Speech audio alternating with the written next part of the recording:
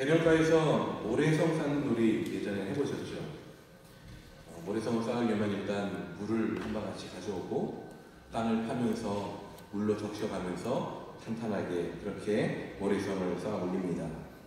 아주 멋지게 쌓아 올라가는 것 같습니다. 하지만 멋지게 쌓아 올라가는 만큼 그 아래는 점점 모래들이 이렇게 없어지는 거죠.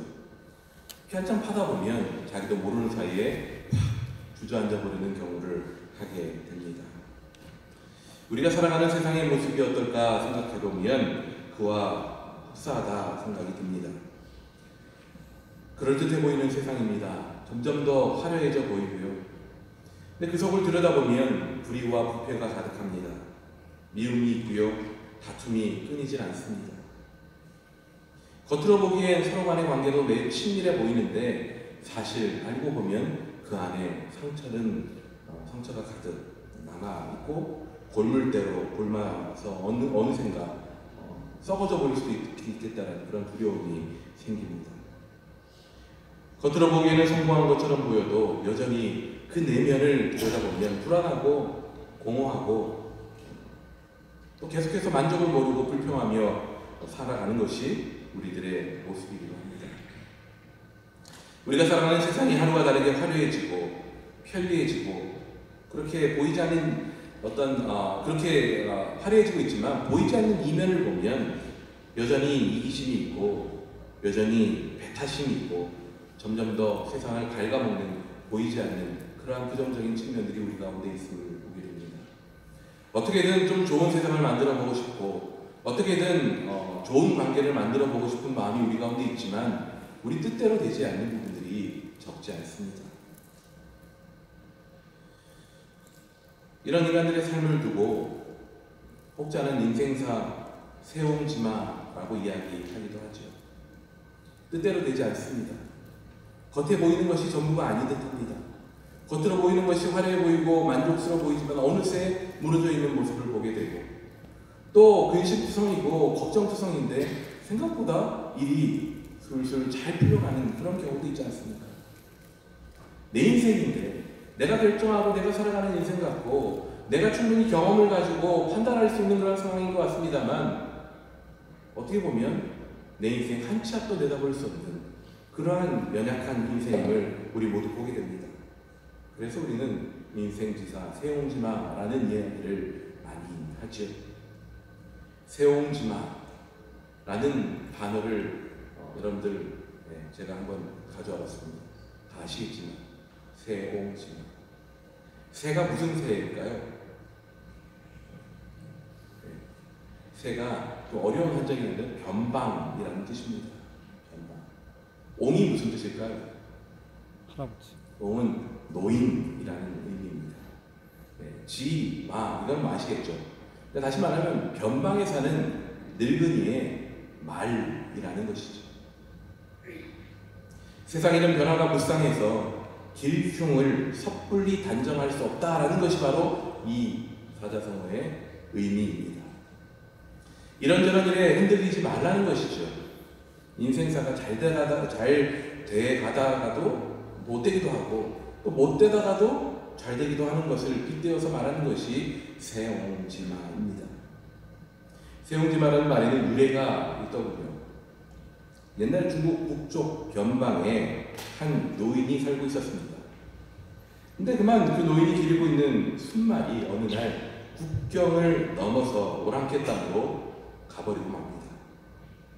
말을 대단히 귀한 재산으로 여기고 있었던 그 척박하고 황량한 변방 지역의 동네 사람들이 그 소식을 듣고는 그 노인에게 안타깝게 말을 전합니다. 위로의 말을 전하는 거죠. 하지만 노인은 별로 속상한 기색도 없이 태연히 대답합니다. 글쎄요, 이 일이 오히려 복이 되는지 누가 합니까? 그로부터 몇 달이 지납니다. 근데 그 말이 돌아옵니다. 근데 혼자 돌아왔을까요? 사랑하는 암말과 함께 돌아옵니다. 거기에도 모자라서 새끼들까지 데리고 돌아오죠. 이 소식을 들은 이웃들이 찾아와서 자기 일처럼 기뻐하며 축하합니다. 그러자 노인은 별로 달갑지 않은 듯 그렇게 대답합니다. 축하는 무슨 일로 도리어 어려운 일이 오지 않는다라고 누가 장담할 수 있겠는가? 그로부터 얼마 후 노인의 아들이 그 순말이 데리고 왔던 그 암말을 타고 다니다가 어떻게 될까요? 떨어지고 맙니다. 다리가 완전히 부러진 거죠. 결국은 절뚝일 수밖에 없는 그러한 치명적인 부상을 입고 말게 됩니다. 이웃들이 찾아와서 안타까워하며 위로합니다. 어떡해? 아들이 다쳤는데 어떡해요? 그러자 이번에도 노인은 별다른 감정의 기복을 내비치지 않은 채 이렇게 대답합니다. 누가 합니까? 일이 또 좋은 일로 돌아올지 누가 합니까? 이듬해 국경 넘어 오랑캐들이 쳐들어오게 됩니다. 이 정도 되면 스토리를 아시겠죠? 오랑캐들이 쳐들어오면 싸워야 되잖아요. 누가 나가서 싸웁니다. 젊은이들이 다 모아야 되겠죠. 근데 이 아들이 어떻게 됐어요? 다리를 다쳤잖아요. 요즘 말로 얘기하면 징집이 면제된 거죠. 대부분 그 전쟁으로 인해 전사하거나 그렇게 오랑캐한테 끌려가서 이제 모조리 죽게 되는, 행방불명이 되는 그런 일들이 있었지만 이 노인의 아들은 다리를 다쳤기 때문에, 징집되지 않았기 때문에 소집을 면제받아서 무사할 수 있었다는 것이 소위 이 세옹지마라는 말의 유래라고 합니다. 인간은 결국 스스로의 삶에 있어서조차 마음대로 어찌할 수 없는 한계를 지닐 수밖에 없는 그러한 존재들입니다. 세옹지마에 담긴 의미가 그래서 우리들 마음에 와 닿습니다. 내 인생이고 내가 매니지하는 것 같고 내 뜻대로 결정하는 것 같지만 실상 그렇지 못한 것이 우리의 인생임을 놓고 보면 인생은 그야말로 세옹지마이죠. 어찌 보면 매우 성경적인 것 같습니다. 무엇을 우리 의지대로 이루어갈 수 있겠습니까? 우리 의지대로 결정할 수 있습니다. 하지만 우리의 의지대로, 우리의 뜻대로, 내가 원하는 대로 이루어갈 수는 없는 것이 우리의 인생 아니겠습니까? 하나님의 섭리와 하나님의 계획이 아니고서는 무엇 하나 마음대로 이룰 수 없는 것이 우리의 삶입니다. 세옹지마라는 의미를 단지 어떤 운명론적으로 받아들여서는 안 되겠죠. 세상 사람들은 아마 운명론적으로 받아들일 것입니다. 세상 팔자라고 생각하겠죠. 하지만 우리는 성경적으로 이 세옹지마를 하나님의 섭리, 하나님의 계획, 하나님의 인도하심으로 이해할 수 있을 것입니다. 하나님의 크심과 하나님의 한결같은 사랑과 하나님의 성실하신 그 성실하심에 의지하는 신앙, 오직 모든 것의 주권이 주님께만 있다라고 고백하는 신앙으로 받아들이는 일이 필요하겠죠. 오늘 본문 말씀은 바로 그러한 세옹지마 신앙이 가능한 이유를 노래하고 있습니다. 오늘 시편의 기자인 다윗 역시 무너져가는 세상 속에 있는 것처럼 자신의 눈앞에 가득한 악인의 존재로 인해 위기감 속에 살아가고 있었습니다. 그 악인들의 마음속에는 소위 반역의 충동이 가득했다라고 다윗은 오늘 시편에서 묘사하고 있습니다. 제가 다윗이 묘사한 그들의 모습을 제가 한번 계속 풀어서 설명을 해드리죠. 그들의 눈에는 하나님을 두려워하는 기색이 전혀 보이지 않았습니다. 오히려 그 눈빛은 의기양양했습니다. 자기 잘못을 드러내고 돌이킬 생각은 눈꼽만큼도 찾아볼 수 없었습니다. 입에서는 사기와 속임수의 말뿐이었고요. 머리를 굴려서 하는 일이라고는 제약된 일 외에는 없었습니다. 심지어 잠자리에 누워서조차 무슨 나쁜 짓을 해서 내가 유익하게 될까? 내가 무슨 유익을 얻을까 하는 생각으로 가득하다라고 다윗은 자신 앞에 놓인 그 악한 세상의 사람들의 모습을 묘사하고 있습니다. 다윗이 묘사하는 이 존재는 특정한 한 인물일 수도 있습니다. 하지만 더 나아가서 우리가 살아가는 삶의 자리, 우리의 일상, 우리가 만나는 수많은 삶의 장벽들, 좀 더 쉽게, 좀 더 많이 얻을 수 있게 누군가를 속이거나 편법을 쓰을 통해 유익을 얻으려는 그런 삶이 소위 지혜롭고 소위 똑똑하다 여김받는 그런 현실의 모습일 수도 있다는 것이죠. 나는 그렇게 유익을 누리지만 내가 쓰는 편법과 속임수로 다른 누군가는 오히려 반대로 피해를 볼 수 있다. 상처를 받을 수 있다는 것은 모른 채 내 방법에 초점이 맞춰져 있는 것이 바로 이 세상의 모습이라는 것이죠. 약육강식, 적자생존, 빈익빈 부익부, 유전무죄, 무전무죄, 이와 같은 쓸쓸한 현실을 묘사하는 것이 바로 어찌 보면 이 다윗이 고백하고 있는 이 악한 자들의 모습이 아닐까, 이 본문을 보면서 생각해 보았습니다. 다윗이 경험했던 이러한 삶의 모습은 우리에게도 예외는 아닐 것입니다. 이러한 현실, 이러한 일상 앞에서 대처하는 우리 신앙인들의 모습 또한 제각각이겠죠. 하나님을 인정하지 않고 하나님을 두려워하지 않는 존재가 목소리를 높이는 현실 앞에서 다윗은 매우 혼란스럽고 두려웠을 것입니다. 하지만 그 삶의 자리에서 다윗은 오늘 시편의 말씀처럼 반응하고 있습니다.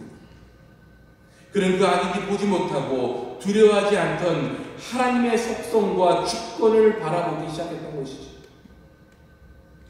악인의 마음과 시선으로는 결코 발견할 수 없었던 하나님을 이 다윗은 보고 있었습니다. 다윗이 보기 시작한 하나님이 어떠한 하나님이었습니까? 오늘 본문은 이렇게 고백합니다. 인자하신 하나님이시고 진실하신 하나님이시다라고 그렇게 시인 다윗은 고백하고 있습니다. 세번역 성경에서는 한결같은 사랑의 하나님이다, 미쁘신 주님이다 라고 그렇게 번역되어지고 있습니다. 하나님의 속성, 하나님의 성품을 인자와 진실로 표현하고 있는 것이죠. 좀 더 그 의미를 구체적으로 표현하면 하나님은 한결같은 사랑을 품으시고 계시는 분이셨습니다. 원어의 의미대로라면 하나님의 사랑에는 신실하시고 성실하신 은혜라는 의미가 담겨있는 것입니다. 우리가 하나님의 은혜를 상상할 때, 하나님의 그 어떤 사랑을 상상할 때 그저 우리가 하고 있는 사랑의 수준에서 그 사랑을 이해하기 쉽습니다. 근데 적어도 하나님의 사랑은 우리가 상상하고 우리가 느끼는, 우리가 아는 사랑과는 비교되어질 수 없는 사랑이라는 것이죠. 그래서 이 원어 성경에서는 신실하신 하나님, 성실하신 은혜, 그런 은혜로 사랑을 묘사하고 있는 것입니다. 또 하나님은 진실한 하나님이라고 다윗이 고백하죠. 그 의미 역시 하나님의 성실하심을 의미합니다. 불변하심을 의미합니다. 확고하심을 의미합니다. 진실하다는 우리들의 어떤 우유부단한 모습, 이런 것과는 너무나도 상반된 모습입니다. 계속해서 6절에서 다윗은 하나님의 의로우심과 심판자 되시는 하나님, 즉 하나님의 공평하심을 노래하고 있죠. 그런데 다윗이 여기서 고백하는 하나님의 속성, 성품에 대한 묘사가, 구체적인 묘사가 매우 인상적입니다. 그냥 하나님은 인자하십니다, 하나님은 진실하십니다 정도로 끝나지 않고 있다는 거예요. 그 속성이 어느 정도인가를 묘사하기 시작합니다. 제가 저희 막내 딸에게 아빠 얼만큼 좋아하면 뭐라고 어떻게 표현하는지 아십니까? 그냥 좋아 이렇게 표현하면 될 텐데 이렇게 얘기해요. 이렇게 제가 보여드릴게요. 이렇게. 이게 뭐냐면요, 자기가 표현할 수 있는 아빠가, 그러니까 좋다라는 것의 최고의 표현이 바로 이거예요. 이걸 어디서 배웠는지 모르겠어요. 이렇게. 다윗이 표현하고 있는 거예요. 하나님이 얼마나 인자의 하나님이시고 얼마나 진실하신 분인가를 묘사합니다. 어떻게 묘사합니까? 한결같은 사랑이 하늘에 가득 차 있다고 합니다. 하나님의 진실하심이 궁창에 사무쳐 있다고 표현하죠. 하나님의 의로우심이 우람한 산줄기 같다라고 표현합니다. 주님의 공평하심은 깊고 깊은 저 밑에까지 내려가는 신령가도 같다라고 그렇게 표현합니다. 하나님의 한결같은 사랑과 진실하심과 의로우심과 공평하심은 어떠한 인간도 흉내낼 수 없는, 어떠한 세상의 화려함과 완벽함으로도 표현될 수 없는 것임을 선포하고 있는 것이지. 그런데 이어 고백하는 다윗의 표현은 그 크신 하나님이 이제는 나와 정말 밀접하게 관련되어 있다는 것을 또한 표현하기 시작합니다. 자, 생각해보세요. 하나님이 인자하고 진실하십니다. 표현 여기서 넘어서서 그것이 얼마나 큰지를 설명합니다. 근데 만약 거기서 끝나요. 하나님은 그렇대.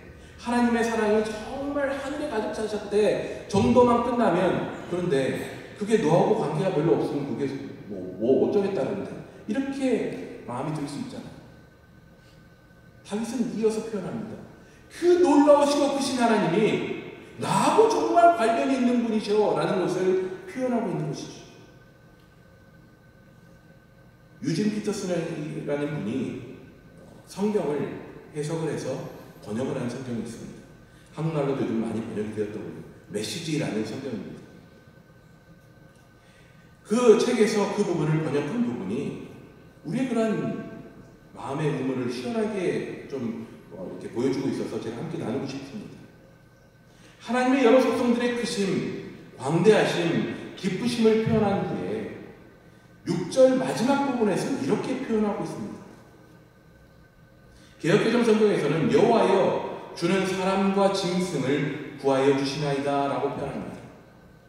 근데 이 말 속에는 좀 뭔가 함축된 의미가 많은 것 같아요. 유진 피터스는 이 부분을 이렇게 표현합니다.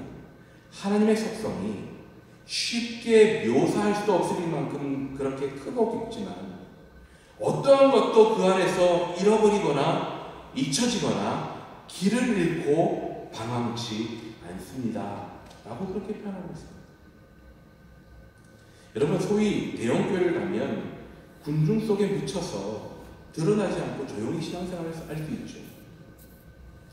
저도 이렇게 뭐 휴가가 됐거나 해서 이렇게 교회를 가면 작은 교회에는 저도 못 가겠더라고요.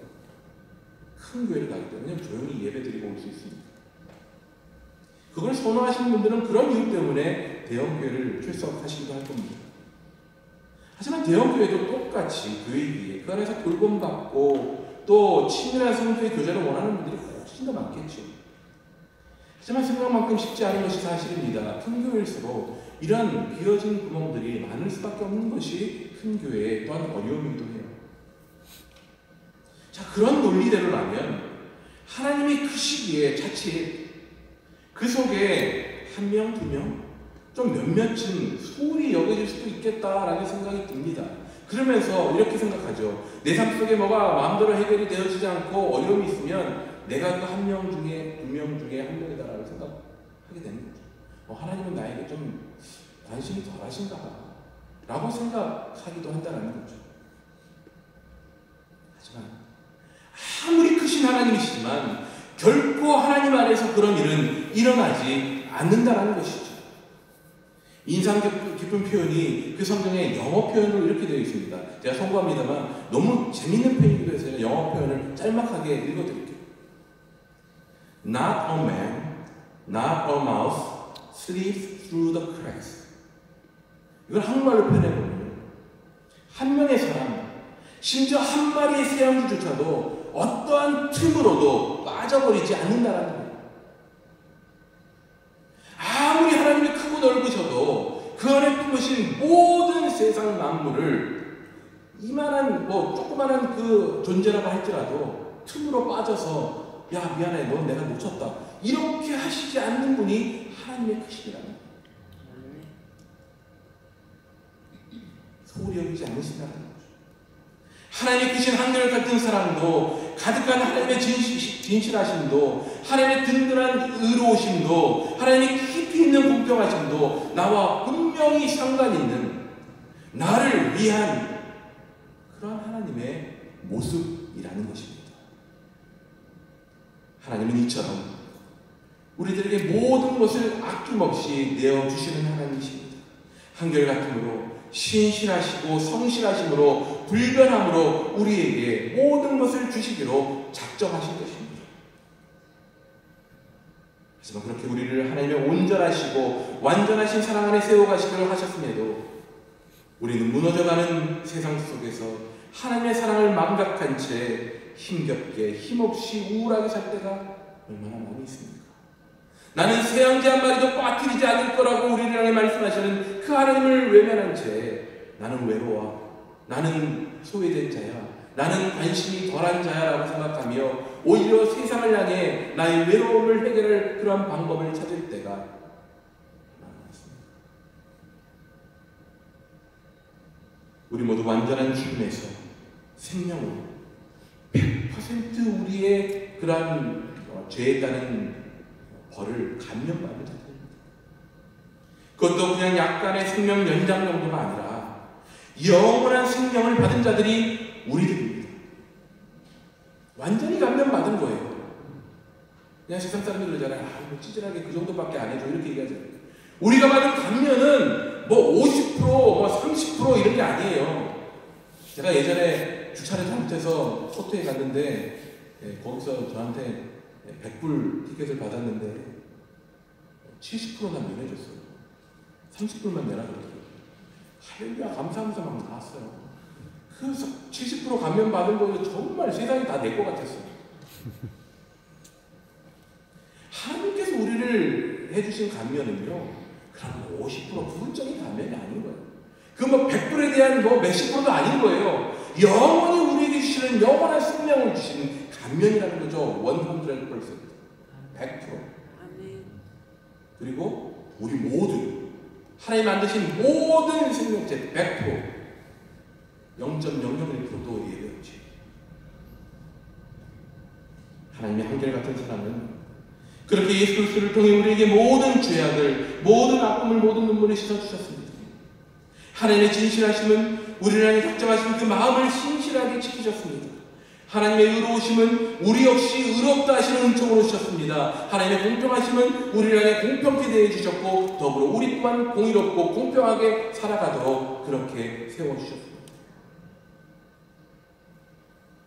하지만 정직하게 그런 100%의 은혜가 내 삶 속에 얼마나 살아 숨쉬고 있는지를 돌아볼 때마다 그 은혜의 힘으로 살아가기보다 무너져가는 세상을 붙잡으려고 할 때가, 무너져가는 그 모래를 붙잡으려고 할 때가 얼마나 많았는지 저 자신의 모습을 돌아보게 됩니다.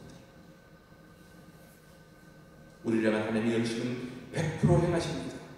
하나님은 나에게 30%, 50% 은혜의 공급자 정도로 머무시는 분이 아니십니다. 다윗이 고백하듯이 하나님의 은혜가 자신에게 전부라 여기며 하나님의 날개에 그 그늘 아래로 피하는 이들에게 하나님께서는 기름진 것으로 배불리 먹이시고 주님의 시내에서 목마르지 않게 단물을 마시게 하신다라고 그렇게 말씀하십니다.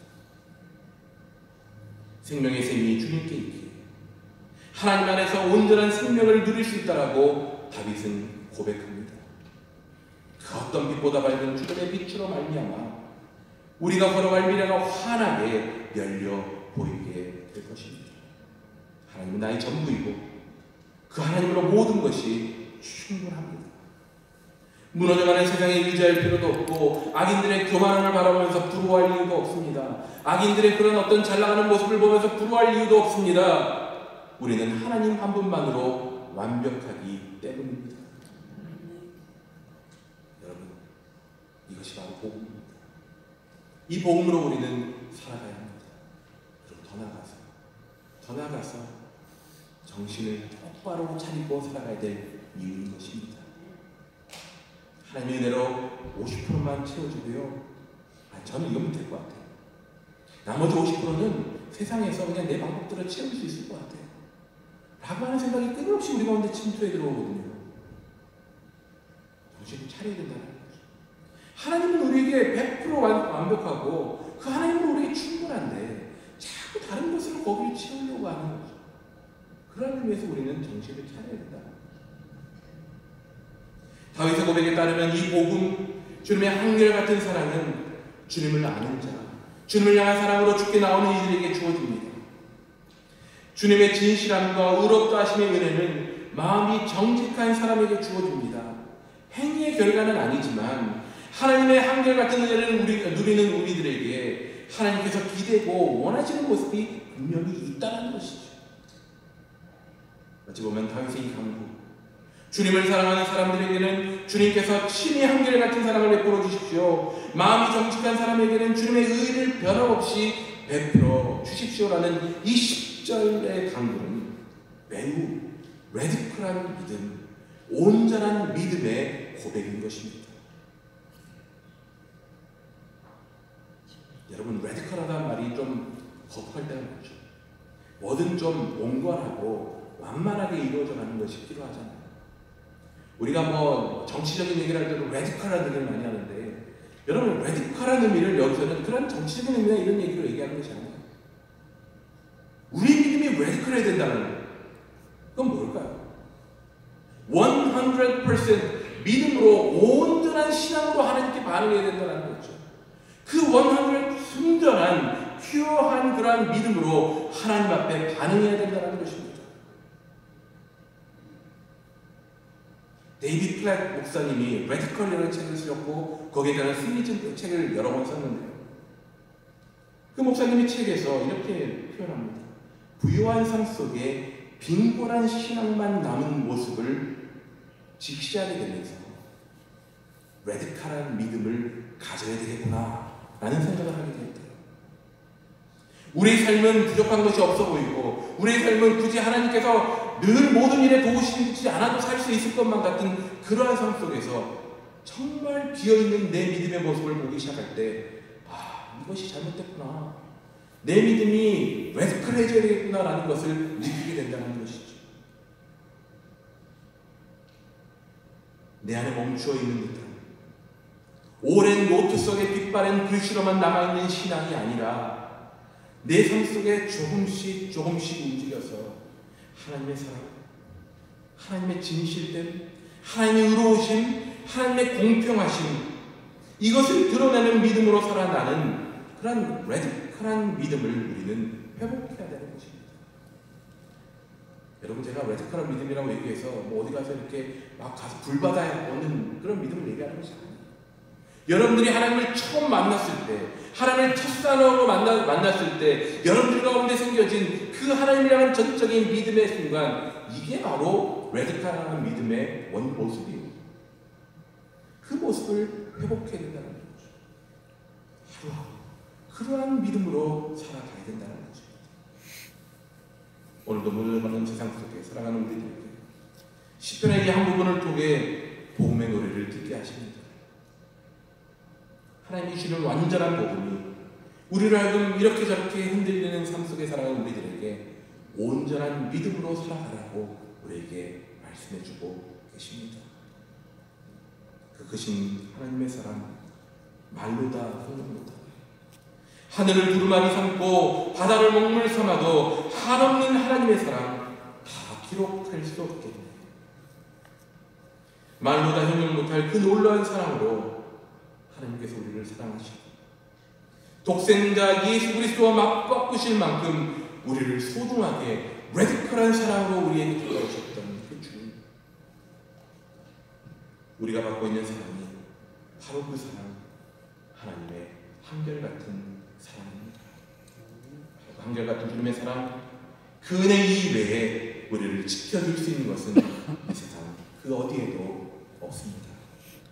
우리의 힘겹고 분주한 일상 속에서 바로 그 하나님을 향한 온전한 믿음으로 행복함이 가득한 우리 모두의 삶이 되시기를 간절히 소원하고 축복합니다. 기도하시겠습니다.